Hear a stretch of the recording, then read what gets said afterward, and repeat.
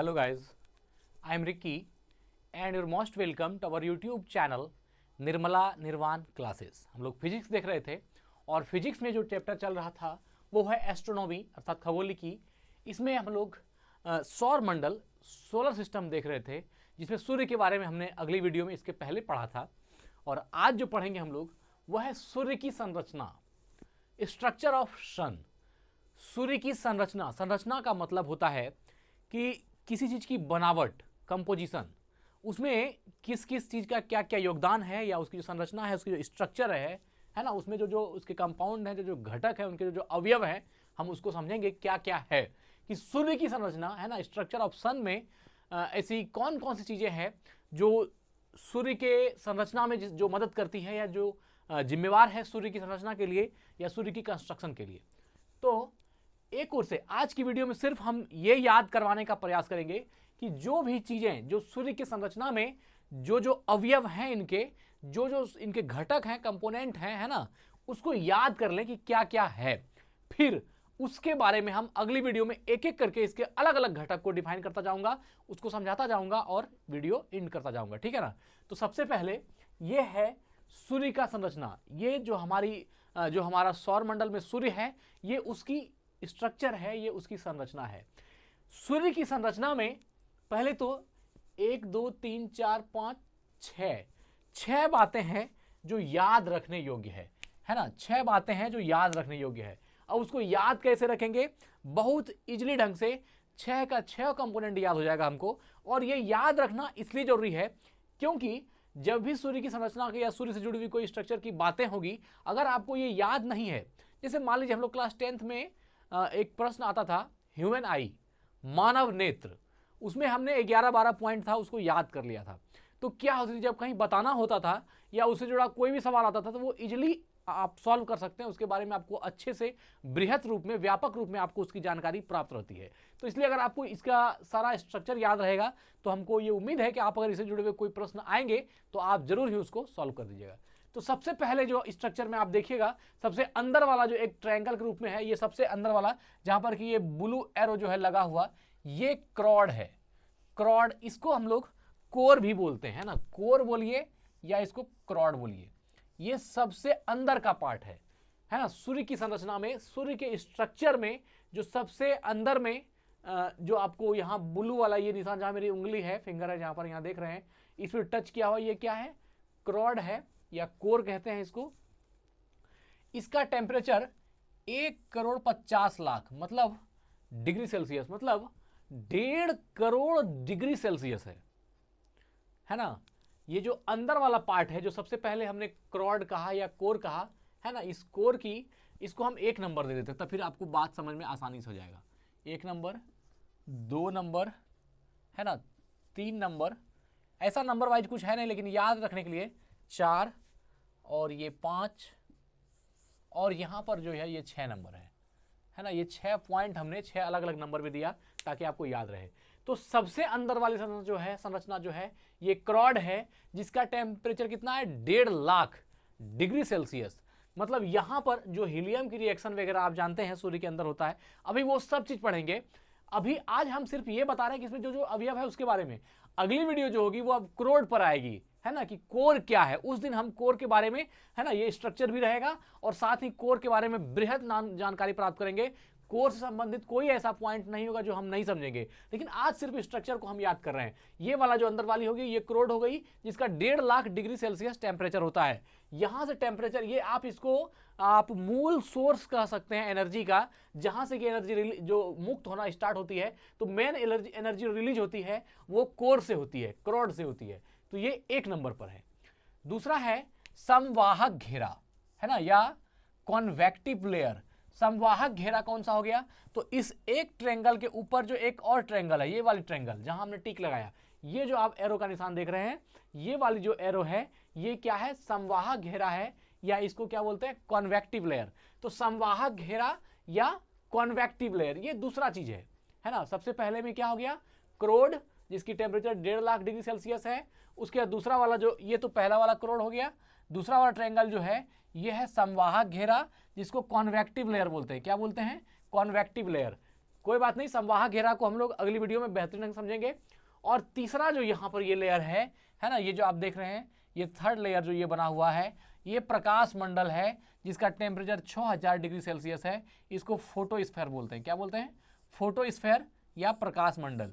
Photosphere या प्रकाश मंडल, ये यहाँ पर तीसरा देखिए, 1 2 3 4 5 लेयर है और 5 लेयर का अलग अलग नाम है और एक छठा अलग है।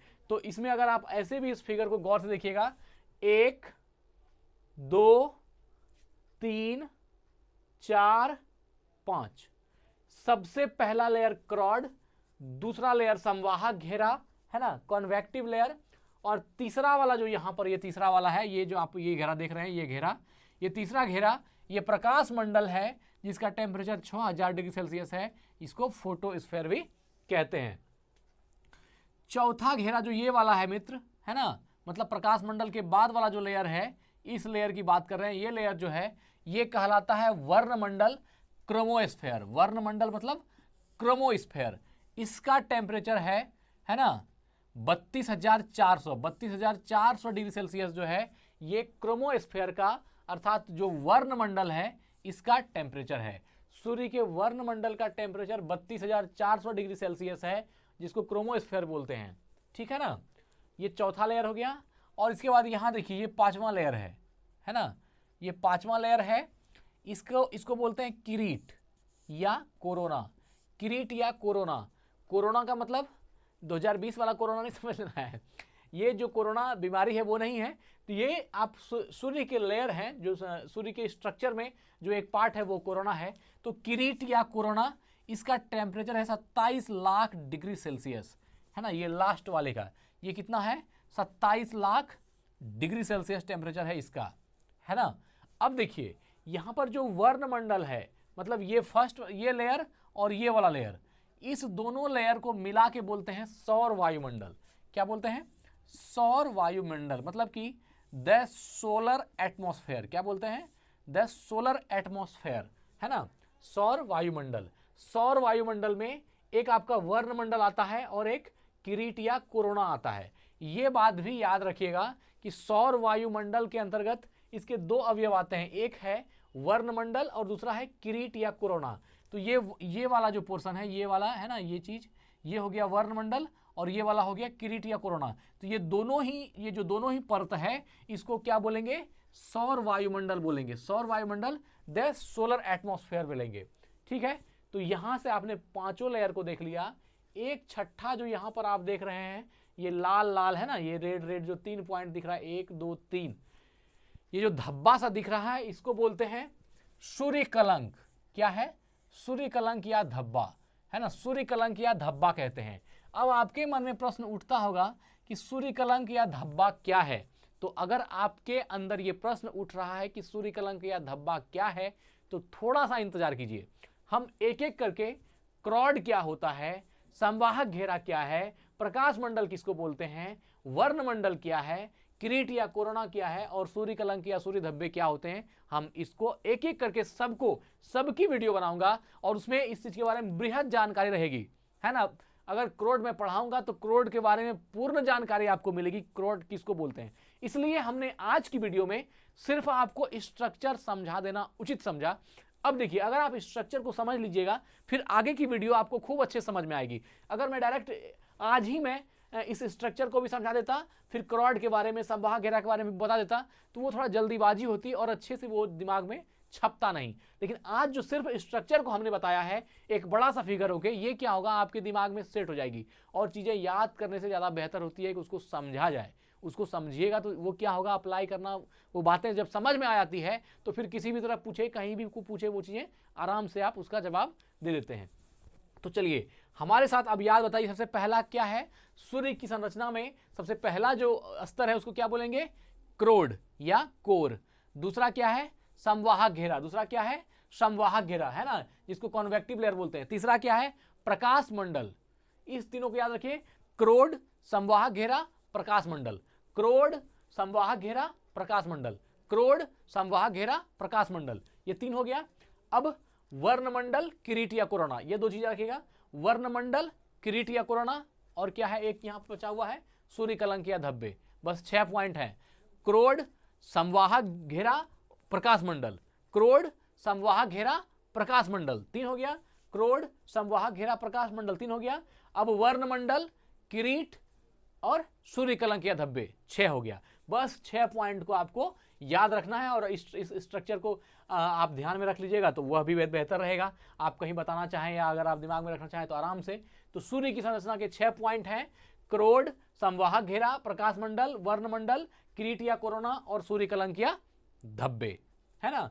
क्रोड, संवाहक घेरा, प्रकाश मंडल, वर्णमंडल, किरीट या कोरोना और सूर्य कलंक या धब्बे। अंग्रेजी में बोलिएगा कोर, है ना, convective layer, photosphere, chromosphere, corona और सूर्य कलंक या धब्बे। यह जो है आपका 6 पॉइंट हुआ सूर्य की संरचना का। अब इसके बाद जो मैं वीडियो लेकर के आऊंगा उसमें एक एक करके जो है इसके संरचना के जो अवयव हैं, जो कंपोनेंट हैं, जो घटक हैं, हम सबको इसको एक एक करके देखेंगे कि क्रोड क्या होता है, सूर्य की संरचना में संवाहक घेरा क्या है, सूर्य की संरचना में प्रकाश मंडल क्या है, वर्णमंडल क्या है, किरीट या कोरोना क्या है, या फिर सूर्य कलंक या सूर्य धब्बे क्या है। इसको हम लोग अगली वीडियो में बेहतरीन ढंग से समझेंगे। तो हमको लगता है कि आज की बातें आपको समझ में आ गई होगी। यह 6 पॉइंट जो है वह आपको याद हो गया होगा, है ना। पहला क्रोड, उसके बाद दूसरा संवाहक घेरा, तीसरा वर्णमंडल प्रकाश मंडल, चौथा वर्णमंडल, पांचवा किरीट या कोरोना और छठा सूर्य कलंक या धब्बे। अब देखिए आपको भी याद हो गया होगा, अगर आप आंख बंद करके ढंग से देखेंगे तो आपको भी 100% याद, क्योंकि हमने इतना इस पर चर्चा कर दिया। सबसे पहला है क्रोड, दूसरा संवाहक घेरा, तीसरा प्रकाश मंडल, चौथा वर्णमंडल, पांचवा किरीट या कोरोना, छठा सूर्य कलंक या धब्बे। ये 6 स्ट्रक्चर हैं जो सूर्य की संरचना में सबसे अहम है और इस 6 को भी हम लोग एक एक करके सबको देखेंगे। एक बार फिर बोल देते हैं। देखिए 6 जो है सूर्य की संरचना में 6 पॉइंट है। कौन कौन सा? सबसे पहला किसको लेना है? क्रोड, दूसरा संवाहक घेरा, तीसरा प्रकाश मंडल, चौथा वर्णमंडल, पांचवा किरीट या कोरोना और छठा है सूर्य धब्बे। इस सूर्य कलंक या सूर्य धब्बे, सूर्य कलंक या धब्बा जो बोलिए। तो आज हमने सिर्फ यही देखा मित्र कि सूर्य की संरचना में कौन कौन सी चीजें जो इनके उपयुक्त जो इनके इस्तेमाल होने वाले घटक कौन कौन से हैं, उसको आज हमने बेहतरीन ढंग से देखा। और अगले दिन जो सबसे पहला टॉपिक होगा क्रोड, है ना। तो सूर्य की संरचना में क्रोड का क्या योगदान है, कोर का क्या रोल है, या कोर क्या होता है सूर्य के स्ट्रक्चर में, उसको बेहतरीन ढंग से देखेंगे। उसके बाद संवाहक घेरा, ऐसे करके 6 का 6 पॉइंट देखेंगे। इसके बाद की लगातार 6 वीडियो सिर्फ इसी 6 पॉइंट पर बनी होगी, है ना। और आप हमको ये इसलिए कर रहा हूं, अलग अलग कर देता हूं ताकि आपको भी समझ में अच्छी तरह से आ जाए, बातें क्लियर हो। जब चीजें अलग अलग स्पेशल बनती है, वीडियो साफ क्लियर रहता है, तो वो बात समझ में अच्छी तरह से आती है। इतना टाइम हमने सिर्फ इसमें बताने में दिया कि सूर्य की संरचना कैसी में क्या क्या पॉइंट है। अगर मान लीजिए इसको हम 3 मिनट में या 2 मिनट में खींच देते तो वो याद उस तरह से नहीं होता। और हमारा उद्देश्य है कि अगर कोई आदमी टाइम दे करके हमको देख रहा है तो उसको 100% इस समय संपदा जो मैं खर्च कर रहा हूं इस चीज को बताने में, वो उनकी भी खर्च हो रही है, तो उसका इस्तेमाल वो भरपूर करें। ठीक है, तो यहीं आज वीडियो को एंड करते हैं। स्वस्थ रहें, अपना ख्याल रखें। जय हिंद, जय भारत।